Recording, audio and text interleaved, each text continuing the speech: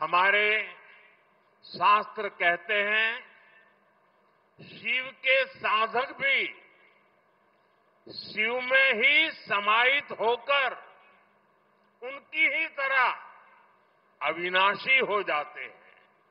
इसलिए शिव की अनन्य भक्ति से जुड़ी भारत की चोला विरासत भी आज अमर हो चुकी है।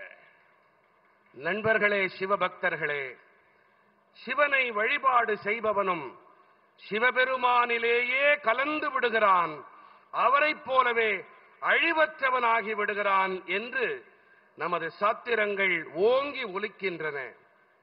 ஆகையால் தான் சிவபெருமானிடத்திலே ஆழ்ந்த பக்தி கொண்ட பாரத தேசத்து சோழர்களின் பாரம்பரியமும் கூட இன்று அமரத்துவம் அடைந்து விட்டது.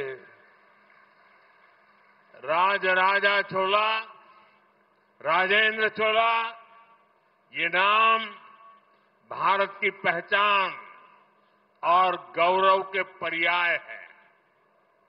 चोला साम्राज्य का इतिहास और विरासत ये भारत के वास्तविक सामर्थ्य का, ट्रू पोटेंशियल का उद्घोष है। ராஜராஜ சோழன், ராஜேந்திர சோழன், இந்த பெயர்கள் பாரதத்தின் அடையாளங்கள், கௌரவத்தின் இணை சொற்கள். சோழ பேரரசு, சோழ சாம்ராஜ்யத்தின் வரலாறு மற்றும் பாரம்பரியம் இவை பாரதத்தின் மெய்யான வல்லமையின் இயலாற்றலின் பிரகடனங்கள். ये भारत के उस सपने की प्रेरणा है जिसे लेकर आज हम विकसित भारत के लक्ष्य की ओर आगे बढ़ रहे हैं। मैं इसी प्रेरणा के साथ राजेंद्र चोला द ग्रेट को नमन करता हूं. பாரதத்தின் அந்த கனவு அளிக்கும் உத்வேகத்தால் உந்தப்பட்டு இன்று நாம் வளர்ச்சியடைந்த பாரதம் என்ற இலக்கை நோக்கி முன்னேற்றம் கண்டு வருகின்றோம். நான் இந்த உள்ளெழுச்சி காரணமாக பெரும் பராக்கிரமன் ராஜேந்திர சோழனை வழுத்துகின்றேன்.